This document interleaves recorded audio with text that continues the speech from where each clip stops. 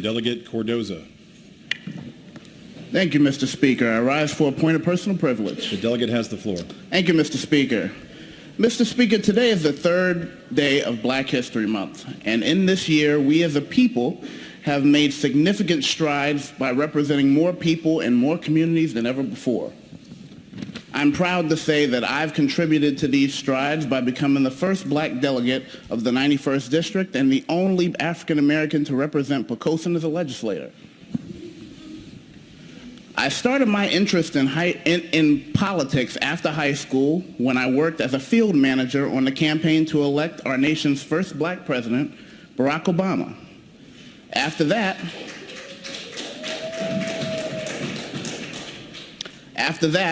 in college, a professor asked me why I was a Democrat. My first response was, I'm Black. And he replied to me, do you believe what they believe? He then described to me both parties' political philosophies, but without telling me which ideas belonged to each party. As I, as many African Americans would, chose a more conservative ideology. My professor then said, congratulations, you're a Republican. Once my eyes were open, I was able to see that what I had been taught was not true. Soon after, when I told my peers that they questioned my quote-unquote Blackness. Yet I was the same person that I was the day before. The only difference was that my political opinions had changed. When I came to this assembly, I expected to be welcomed with open arms by my brothers and sisters in the Legislative Black Caucus. Instead, I was rejected by a vote. While I'm sure a few of my brothers and sisters voted for me to join them, the majority did not. This was disheartening, but not shocking.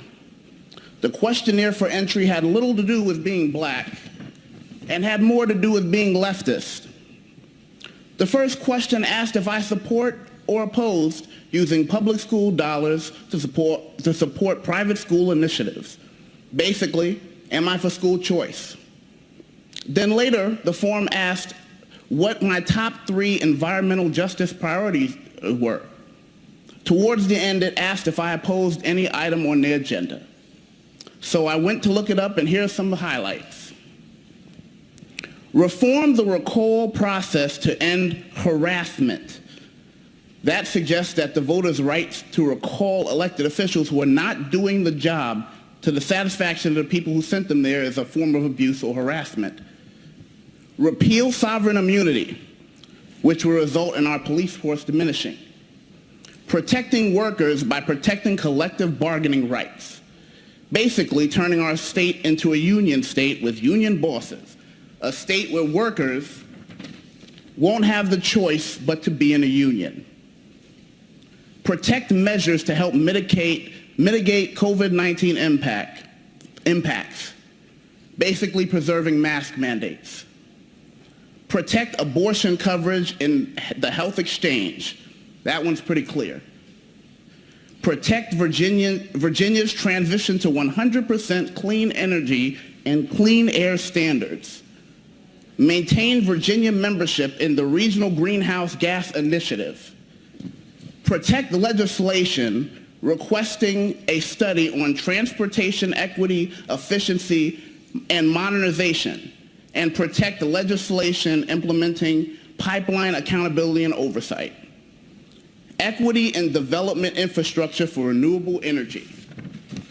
And most disheartening, protect gun safety legislation such as one handgun a month, the locality's ability to ban firearms in public buildings, and banning firearms at polling places. These questions, particularly, are a spit in the face of our ancestors who fought to have all of our rights guaranteed. As many of you know, Martin Luther King, Jr. applied for a permit to carry a gun to protect himself. He was denied, and he was killed without the ability to protect himself. Ida B. Wells once said, a Winchester rifle should be proudly displayed in every Afro-American home, and it should be used for that protection which the law refuses to give. I ask myself, what any of those things mentioned have to do with being black? The answer is it has nothing to do with being black. It's about being leftist. And that means that the caucus is not about being black, it's about being leftist. Yesterday, one of my colleagues on the other side of the aisle said that we want black voices at the table. Well, my black voice came to the table and it was rejected. So, Mr. Speaker, I don't know what I should do. I'm a legislator, I'm black, and I want to help the black community. Maybe I need to start my own caucus, the Virginia Non-Leftist Black Caucus. Right now, it'll be a caucus of one, but that's okay. As Thoreau said, any man more right than his neighbors constitutes a majority of one already. I'm proud to be a majority of one. Thank you, Mr. Speaker.